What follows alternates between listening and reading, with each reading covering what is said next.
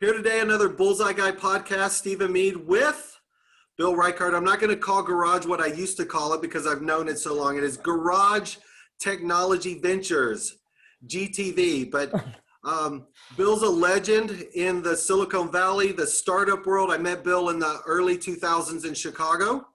We were just reminiscing about one of the companies they invested in, a good friend of mine, Chris Sorensen, and a company called Rocket Check, when nobody thought checks would disappear. Right, Bill? I was sure checks would disappear. How could it possibly be that people still issue paper checks? It's insane. It's they're still here. So right. let's jump in, Bill. I'd love for you to give an introduction on yourself. Let the audience kind of know who you are, where you came from, and we'll transition into how Garage got started, because I think that's a fascinating story and really one of the early legends around the internet.com days. Yes. Well, where I came from, I came from Chicago, actually. Eventually after some wandering around the country, wound up here in Silicon Valley and actually came here for graduate school at Stanford. And while I was at Stanford, I wound up starting a software company, right? This is long before it was fashionable for Stanford graduate students to start startup companies. But so I started out on the entrepreneur side here in Silicon Valley. And it's my first company. It just took off. And, I'm 20 something, and this company, we were the first app developers for the PC. We were developing financial software for the PC under the thesis that the PC was going to become a serious business machine. And so serious business people would need serious applications for the PC. So that was the big idea. And it caught on like this. Charles Schwab said, hey, we need software for our customers. And Dow Jones said, hey, we need to develop the Dow Jones accounting system. And so we, just kept on going up and up and up until one day, the whole thing exploded. Yeah. So, much longer story, but the great news is that, actually the great news is I had just gotten engaged, and I had to turn to my fiance and say, you think I'm pretty successful, don't you? But guess what? I think I just lost more money than I'm ever going to make in my life. So the great news is she still married me. So that was good. That was good. The good news is that is in Silicon Valley, you can crash and burn, and then you just pick yourself up and you dust yourself off, and then you spin the story a little bit, and then you go do it again. Yeah. So I was able to do it again. The next company went public. Hey. So I did it again. That one blew up. Okay, a little humility. Did it again. That one went public, and I said, okay, let's try something else. And that's when I got together with Guy Kawasaki and a few other folks, and we started Garage Technology Ventures around the idea of creating a different kind of venture capital firm. We had a whole bunch of interesting mantras, one of which was, we're the first venture capital firm designed for the benefit of entrepreneurs. Okay. That was kind of our big thing, that the venture community was this sort of opaque, castle on a hill, Sand Hill Road kind of, how do we get there? And we wanted to open our arms and democratize venture capital and make it accessible to entrepreneurs, not just here, but all over the world. That was another one of our big mantras, that the next big thing is not the internet. The next big thing is entrepreneurship. And so we started reaching out around the world. And then my favorite mantra was, we take the FU out of funding. So that was that was my favorite mantra. There's a lot of that. With the name, there's such legendary stories from Silicon Valley of companies started in the garage. But when you guys got together, how did you come up with the name? Who sort of created that? Where did that in Genesis come from? So it was actually Guy's wife, Beth. Okay. And, back then, Sand Hill Road, the venture firms were either, trees or people's names, right? Whatever, or something incredibly generic. Sequoia, oak tree. Right? Yeah, right. institutional, financial, technology, venture, whatever, right? There, that was some blend of the above, right? And Beth, God bless her, so the whole big idea behind Garage was at that point, the Sand Hill Road guys had gotten, too big for their britches. So venture capital, right? It's the early days of the bubble. Venture capital was raising more and more money. Yeah. And the Sand Hill Road guys were saying, we can't write these small checks anymore. We got to write $2 million checks because, now we have a big fund meaning, 75 million or 100 million, right? Okay. So we can't fiddle with these startups anymore. The little things, yeah. Yeah. And so we said, don't worry, we'll take care of it. And so we got funded by Sequoia and Mayfield and Draper Fisher Jurvetson and Highland Capital, and Silicon Valley Bank funded us to be the farm team for Sand Hill Road. And so we were in this niche, that was, back then we called it seed. Yeah. No real VC would do seed back then, right? And so there were the angels. They were just bubbling up. And then there were the VCs. And so what we were going to do was sort of bridge between the angels and the VC. And so another one of our mantras was venture capital. We were going to fill the gap between angels and VCs. Nice. So I just thought of a parallel that seed capital, because most of the VCs were trees. Good point. Right. So you needed to grow up to where they could actually invest in you. And that is, yeah. And obviously the metaphor of planting seeds and all of that was around for a long time. It's interesting how these metaphors have all evolved. But so what we did was basically Accelerator 1.0.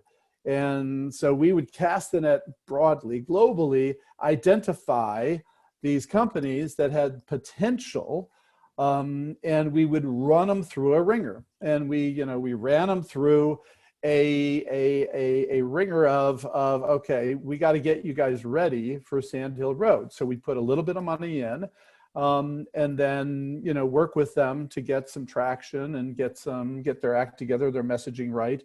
What we now call product market fit, right? Yeah.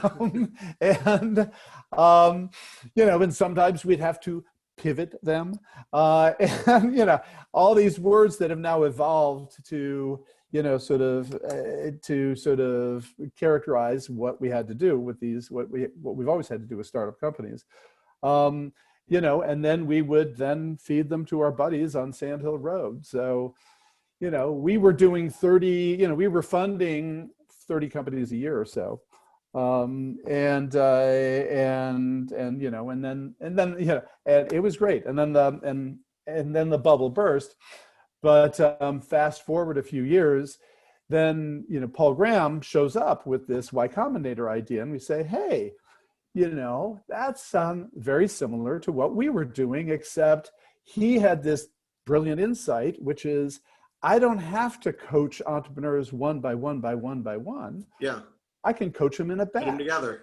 And we thought to ourselves, boy, we never thought of that. It never occurred to us that we could put them all together and coach them in parallel. That's insane. One of the, okay, oops. So we were talking to Paul about, working together, and one day Paul said, actually the guys from Sequoia, they just came in and gave me $6 million, to accelerate this program. Well, the first one, yeah. So we kind of missed that boat. And then the other boat we missed, which was interesting, is the godfather of Garage was a brilliant man named Craig Johnson. It was actually, the Garage idea was actually his idea. And he was the one who pulled, me and Guy and put us together and got it going. Huh. And Craig's big idea was, let's buy a building, right? Let's buy a building and we can fill it with entrepreneurs, right? And, and create this, sort of Incubator. 2.0, right? Yeah. So we take this building, we create this incubator, and we apply the garage curriculum to, helping all these companies make progress. And that is actually when the word accelerator first popped up. Okay. And so we sort of said, we could, and we actually, we're talking to some partners about doing this. And Guy and I said, and we thought about it, and Guy and I said, yeah, but, if we buy a building, then we're going to be landlords. Yeah. And, and why would an entrepreneur who is interested in life science in San Diego want to come up here and be in a cube next to an entrepreneur, who's doing an e-commerce site? Density. Why would we do that? Why would we do that? I said, yeah, why would we wouldn't want to, back then real estate was expensive, right? Yeah. and so we actually, we talked about a couple of buildings, and Craig was really excited about the real estate, and Guy and I, at some level, foolishly, we thought, we don't want to be in we don't want to be in the real estate business. So we missed that. And then we filed to go public. Yeah. The one that did a good job there in Silicon Valley with that's the plug and play. Yeah, and Saeed's brilliance. Saeed's deal, yeah. Saeed's brilliance, which which made WeWork so obviously an insane idea. Yeah. Saeed owned his buildings. Right. So, his brilliance was, if I own the building, I don't owe anything to anybody. Yeah. And then, sort of the next wave comes along, and the guys at GSV, I don't know if you know the GSV story, but so GSV sees plug and play and says, hey, we could do that too. And so they lease whatever they lease, 60,000 square feet, with the idea we'll fill it up with entrepreneurs. Yeah. And, we've got the economics of Saeed, of plug and play, without the capital expenditure, right? Because we just paying the lease. We don't have to own the building. Well, that works until, oops, there's a downturn in the economy. Right? The cycle, yeah. So there's a downturn, and oops, you can't cover your lease, and kablooey, right? So WeWork then comes along. Every cycle there's been this workspace idea. Yeah. It was, WeWork didn't invent it. I just saw this morning, I was on with one of the Bloomberg guys, had me on watching some stuff with the COO of SoftBank. And he's talking about the WeWork strategy and rebuilding and all of that. But let's talk about Bill, because the garage days, you would have seen through the years, as you said, thousands or tens of thousands of pitches. Everything's down to a pitch. And there's been everything from the perfect 7 slides to 10 slides, like what should it be, how. And you have to have seen not only a lot of bad ones, but the worst ones, because you're getting people at the very beginning. How did that translate into sort of the book and the idea? Because I think the book helps scale, just like earlier you're talking about scaling through classroom. You can scale with a book. So talk to me about how that idea came about and what it does. Yeah. And so, so when I became a VC, I thought this VC thing must be all about analytics and data and evidence and, logic and all of that sort of stuff. I sort of assumed it was some variation on kind of a Wall Street approach or whatever. And, when I was an entrepreneur, I thought that these VCs were these extraordinary analytic brains who could, ingest all of this crap that was getting thrown at them by entrepreneurs, and then run it through some algorithm in the back of their heads and come up with an internal rate of return calculation, whatever, right?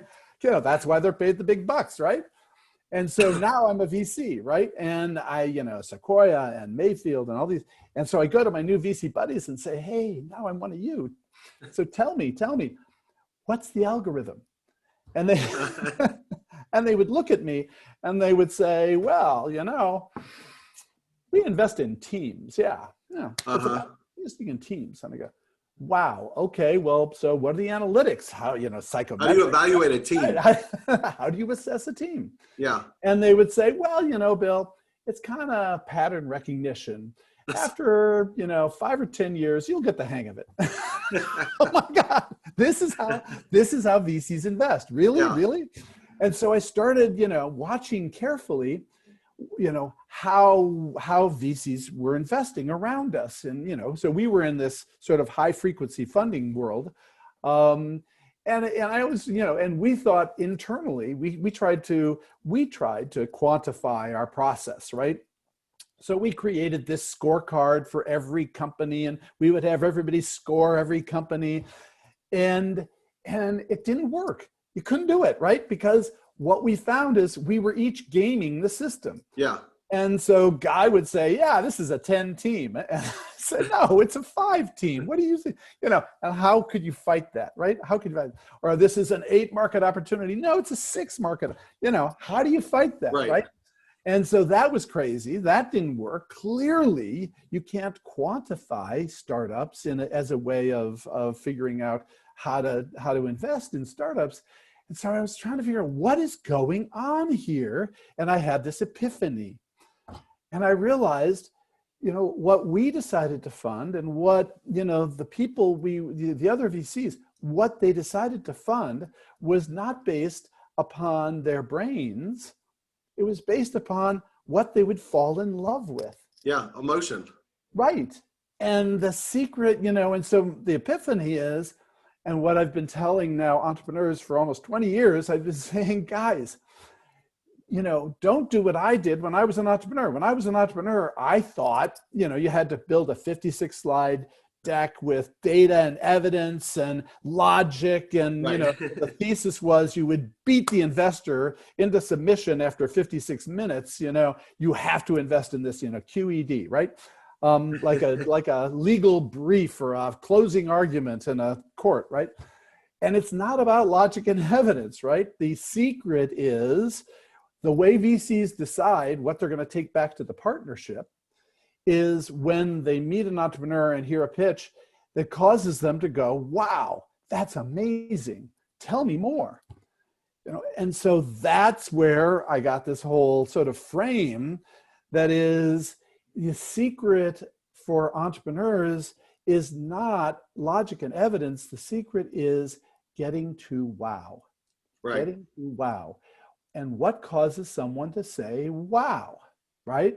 So so presumably you think there's something brilliant about your startup. Otherwise you would not have committed, your life and your blood and your treasure to the startup company. So what's the wow in your entity, in your company?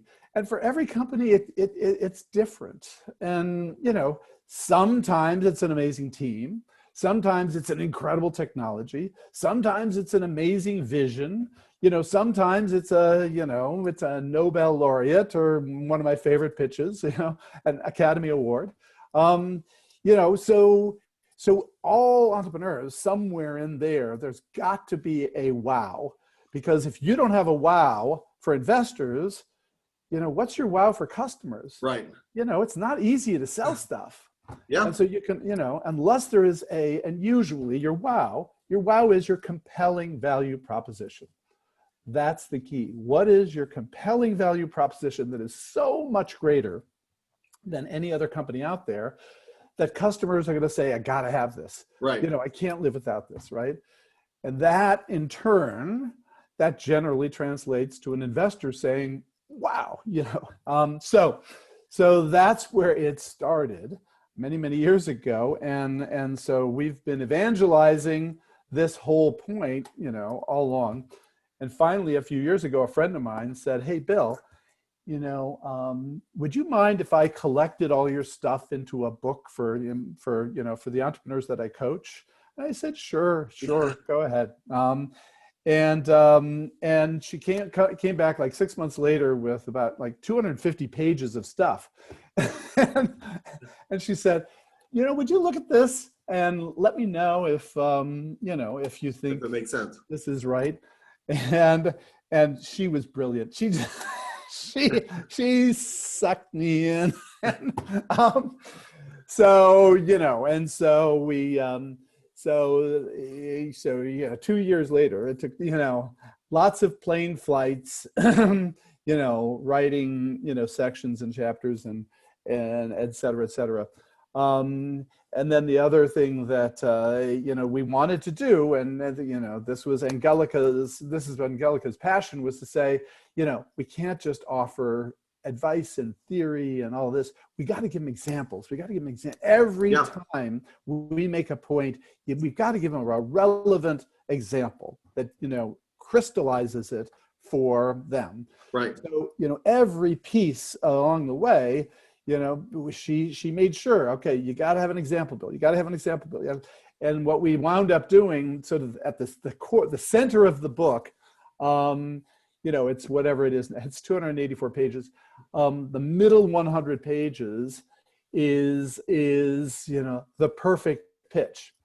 It's about it's, you know, it's the pitch deck and your slides. And, you know, the intro to that section is, guess what, gang? There is no perfect pitch.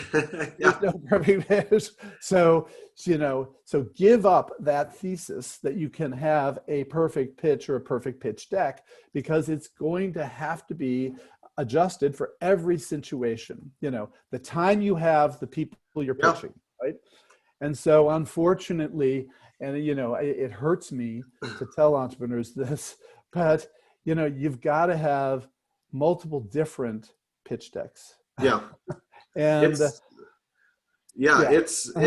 it's interesting because, you know, I've been pitching a long time. People ask me, what do you do? And I'm always raising money and hiring people, but you have to have a difference of a 7-minute presentation when you're on stage, bigger graphics, no words. There's, you know, you've got a different time frame, whether it's a 7-minute or a 10. And even going back to what you said with WOW, Bill, as we talked, and people know me, I've read hundreds of books, you know, almost 400 when I was in my 20s. One of them was The Gift, which was one of Guy Kawasaki's books, but I've distilled stuff down. So I was laughing in a good way. My little bullseye here over my shoulder, the outside of the bullseye is what's the emotional value of what you do? And that's what I tell people, even when we're pitching on stage, what you do is not relevant. You need to find something that's cool about what you do to get them to say, that's cool, or wow, I don't get how you do it, but what you do is cool. It's that first emotional wow is what's going to get them interested, especially with VCs. You guys see thousands of pitches. Right. You've got 15 seconds for them to say, okay, wow, this is kind of cool. Right. And and you've touched on, you know, the core point of getting to wow, which is, and that's the front part of the book. Before we even talk about slides and slide decks, the front part is what's the first 20 seconds of your communication to the world? Because, you know, even the idea of an elevator pitch, right? You know, the only time you ever get to use an elevator pitch is at an elevator pitch competition. That's the only time you get to. And even then, you were being kind though. I was giving us 15 seconds. You must be a nice VC. You said 20 seconds. I am. But even the elevator pitches are 45 or 60 seconds. Right, or 2 minutes or whatever. Right. I mean, and I mean, maybe the dirty little secret about the origin of the elevator pitch. Do you know this story? So the story is, let's hear it. You know, way back in history, right? So the presumption was that every startup company had to write a business plan, and every, you know, business plan had to be converted to slide deck, right? And so everybody had, you know, 30, 40, 50 slides for their deck. And the VCs, you know, the old generation of VCs, they thought, oh my God, you know, 40, 50 slides, how the hell are we going to get through all this with all these startups, right? There's got to be a way to get them to condense it down. Yeah. Some guy came up with this brilliant idea, and he said, I've got it. We're going to tell them, you know, to develop a short pitch so that, you know, we're going to say, imagine you walk into an elevator with a VC and you've only got, you know, 10 between the floors. to tell them what you're up to. What do you tell them? And we'll call it the elevator pitch, right? And that'll condense it way down, right? And everybody said, great idea. But you'll notice you'll notice there are no elevators in Silicon Valley, right? It's not. Yeah, so Sand Hill Road, you have a couple stairs, you know, it's it was totally a scam yeah. to get entrepreneurs to shorten their pitch because they just didn't have time to listen to these long, crazy, horrible pitches. So that's the origin of the elevator pitch, but it's a, it's Sounds better than an escalator pitch. Right. But you can't really use, at a trade show, at a trade show, really? You're going to walk up to some guy at the shrimp bar and start giving him your elevator pitch? No. Yeah.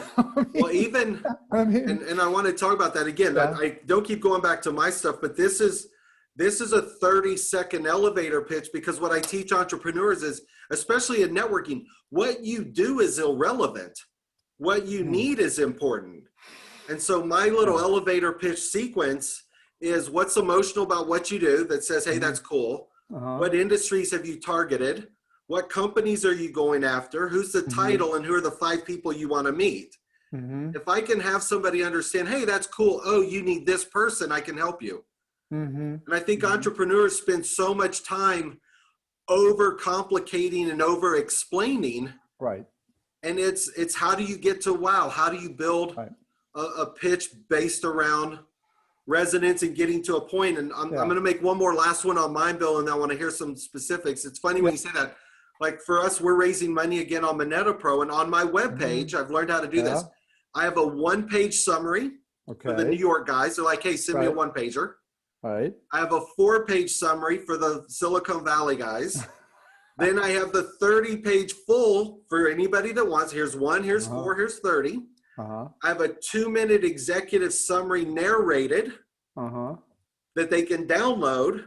And I have a full 17-minute presentation. So I tell somebody, I'm like, watch the 2 minutes. Yeah. If you like it, the next presentation's there. You can watch it when you want. Like, you have to have different formats for people with different time. And there is no perfect pitch. So if you were to define from your book, getting to wowing and the outlines and elements of what does make a perfect pitch, give us some insight. So, what I'd love to do, and I'd love to ask you for your 20-second wow. But here's a formula for your 20-second wow. Okay. The formula is 3 steps. So you've got to be clear what you do.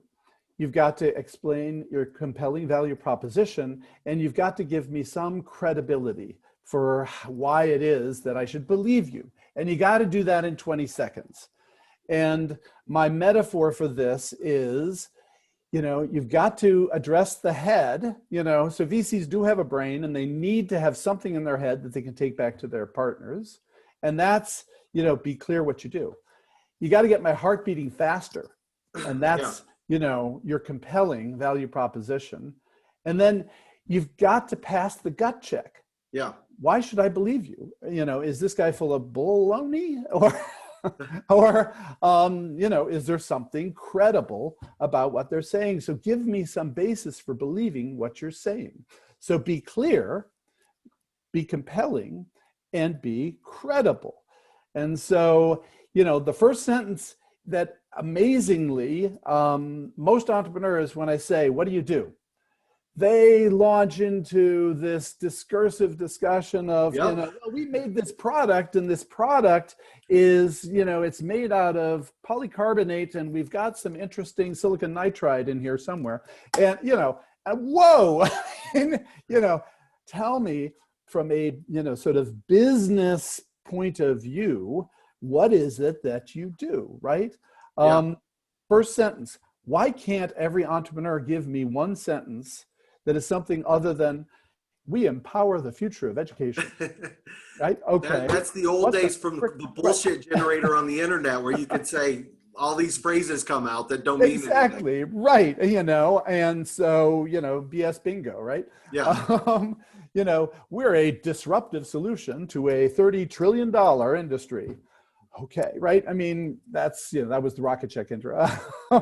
And, but just what would a journalist use as the sentence to describe you? Not what would some hype machine, right? What would good journalist, right? So so that's maybe 8 seconds, right? Can't you tell me in, 20 words it doesn't have to be 12 words, it doesn't have to be 7 words, it doesn't have to be, but can you give me a good clean sentence? And then the second sentence is, what is the compelling benefit you offer to whom? Okay. Right? So that tells me who you're targeting and what benefit you deliver. Yeah. So we can accelerate your business analytics by a factor of 100x using the same hardware. Whoa. I mean, that was a pitch I heard at an event. This young woman comes up to me and delivers that to me and just blows me away. Yeah. 10 seconds. We can accelerate business analytics by a factor of 100x on the same hardware.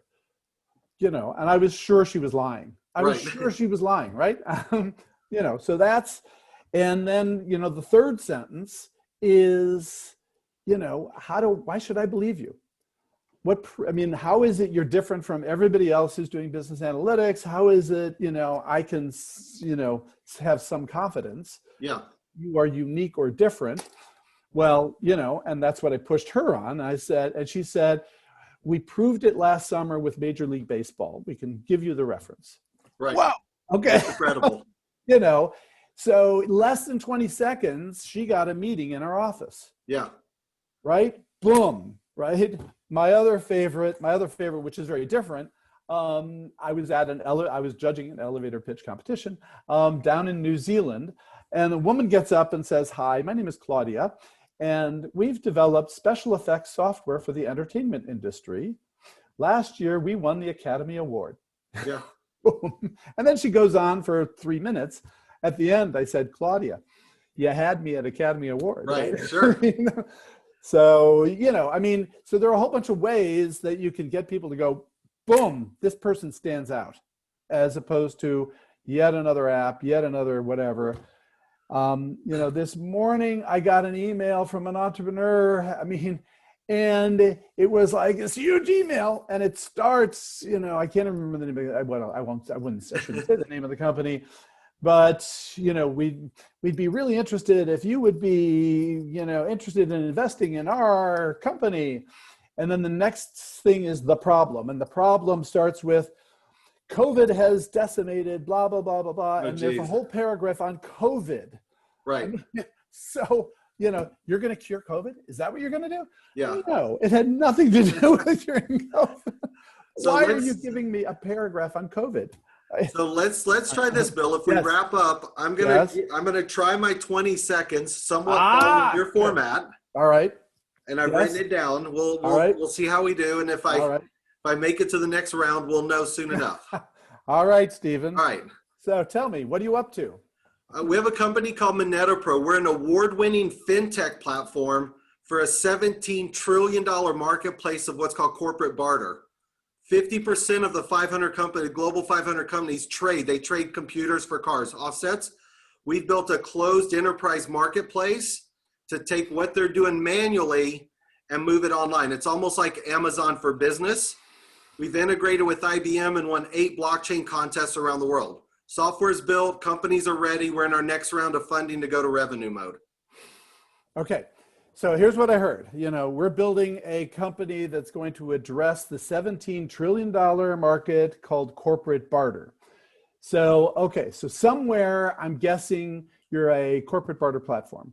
You didn't, okay. And then you said something like, companies, 50% of companies around the world use corporate barter. Corporate barter is a big thing. Something like that. And then you said we've won 14 awards, we've won blockchain contests, and contests, and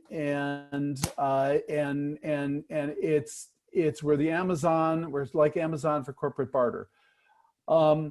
So that's what I heard. Did you say something other than what I heard? No, those are the primary elements. And then I left you with we're in our next round of funding to go to revenue mode, which means we're pre-revenue. Okay. So I know you're in this corporate barter world, and that's clear enough.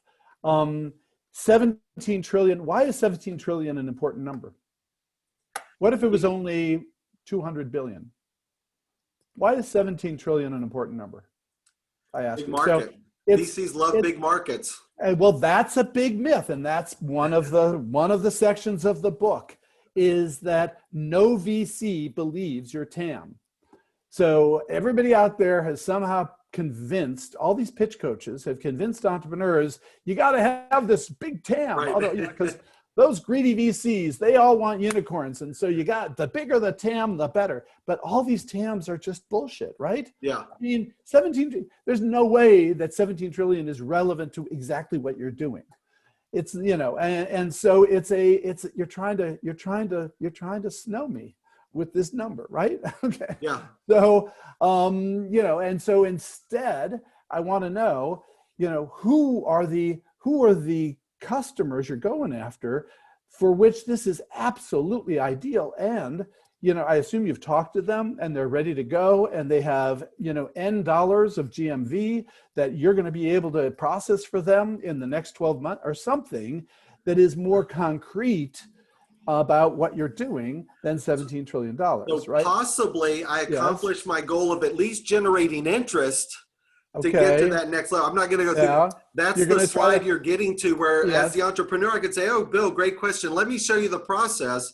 We looked at the total companies in the world. We picked the top 10 industries, 987. We picked the ones that had evidence of trading, the ones we have a direct relationship with. We picked our target 10. Here's the 10 companies we're going after. I can tell you where we are in conversation with each. Okay. So it was, but winning, I would be much more interested in hearing that Caterpillar has expressed an interest in putting roughly $7 billion of trading volume on our platform. That would be so much more interesting than hearing that you won some blockchain award. Totally agree. Okay. We're almost to that point for that next milestone. And then the other thing, the thing that I missed that I would have loved to have heard is, what is your compelling value proposition? Why is it, I didn't hear it. I hear you're a platform. Okay. So why can't anybody offer a barter platform? I mean, I assume somewhere out there, somebody's offering a barter platform. In fact, I've heard other people talking about barter platforms. Right. So what is it that you can do? And what benefit do you offer in terms of speed, economics, something? What, Caterpillar, we can turn Caterpillar's $7 billion, flow to some impressive improvement in profitability or scale or size or something. What's the metric of merit? What's the metric of merit for your company? I'm laughing, Bill, because some of this we've done so many times, we forget the basics. Okay. Because I tell people, even myself, I felt I succumbed to it. Companies have two things they want. They want to make money and save money. Okay. How much money do you make? How much money do you save? Yeah, so that's what I said. The compelling proposition, even I'm missing, and I know that's what should be there. Okay. Which means I have to read your book. Okay, exactly. Good point. Good point. All right, so let's wrap up with that. Right. What's a good way for people to get in touch with you? How can I push the information out for the book? I want to get this in the hands of more entrepreneurs so we have more successes. Yeah, great. Okay. Well, for all you have to do is go to Amazon and type in "getting to wow." Okay. And it'll pop up. And you can have the ebook version or you can have the print version. The ebook is all in color and, it's a little bit whatever. So, but you can have whichever you want. And it's available for the low price of $9.95. We decided, everybody has these $30 books. And I thought that's unfair to these entrepreneurs. I want to make it a no-brainer for these entrepreneurs. And, the goal is to make my life easier by getting better pitches. Yeah. I'm not going to make money on the book, right? So in any case, and then the other thing I want to make sure we include in here is sort of the update on me and Garage. So a few years ago, I came across this new venture fund here in the Valley called Pegasus Tech Ventures with a bunch of investors originally out of Japan that decided to set up their headquarters here and provide a global venture capital footprint. Pegasus has offices around the world. And so we have now partnered up. And so now I get, the opportunity to work with startups all the way up to, and, I've now been able to invest in SpaceX and Airbnb, Wow, very cool. Republic and Bird and 23andMe. So I now have the opportunity to work with entrepreneurs from, two guys in a garage or two gals in a garage or a guy and a gal and a dog, all the way up to, IPO. The big company. So yeah. you can find me on LinkedIn at Bill Reichert. You can find me, my garage email is reichert@garage.com. My Pegasus email is bill@pegasusventures.com. My Twitter handle is Bill Reichert. Perfect. Whatever, it's easy to find me. So, and then you mentioned there may be a contest or something coming out that you're putting together. So yes. And so, so what we discovered when we were writing the book is that it's super hard to find really good slides. So even, we went back through Airbnb and Uber and LinkedIn, and you look at their original slide decks and you realize, these are not that great. And so, so in the book, we have roughly 100 examples of slides, and in every case, we critique the good and the bad and commentary on how you might apply some of the elements in your own case to try to make it as practically useful for entrepreneurs as possible. But so we were thinking, let's do a contest. Let's offer a $100 prize to the best example of a go-to-market slide, the best example of a competitive slide, the best example of a financial requirement slide, the best example of a technology slide, right? And so, don't wait for your $100 check yet. Okay? So we're gonna see if we can launch this and try, to get entrepreneurs thinking about the elements of what really makes for a good slide across each of the topics that you need to address as an entrepreneur. So it's amazing. That was the idea. So I'll push this out to everybody, Bill. I greatly appreciate your time. I know how super busy you are. And again, last time I saw you was on stage, I think at the Startup World Cup Malibu that was part of Pegasus. And we made the top 10. We didn't make it past that, but at least we were on stage with you. It's always a fun time. Yes. All right. So good luck with the book. Thank you so much, Stephen. Good luck with Pegasus. This is Stephen Mead, Bullseye Guy, closing out. Tune in next week. Very cool, Bella. Okay. Sorry to be tough on you there. No, that's what I was trying to formulate it in yours where I wrote it down, and even like that's what the feedback you gave me was right. And then I'm like, even I miss the critical elements at times because we just sort of get in the process of doing it. No, it is and we talk about the curse of expertise, which is you're so deep into understanding the deep details and of what you're doing.